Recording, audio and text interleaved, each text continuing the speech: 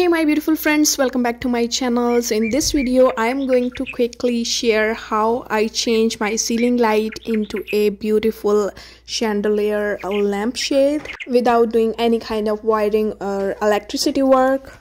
Okay, so here I am going to remove this light fixture from the clips, and this is how it looks. And I'm going to remove the lampshade from one of my old lamp which is not working.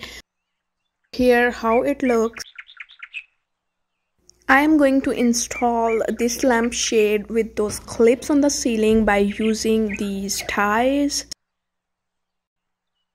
Add these plastic zip ties on 3 sides of the lamp.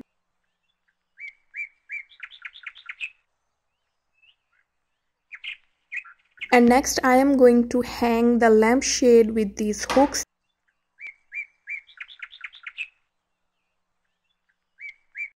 And then start tightening the ties on all 3 sides one by one, and you need another person for help so you can do this easily.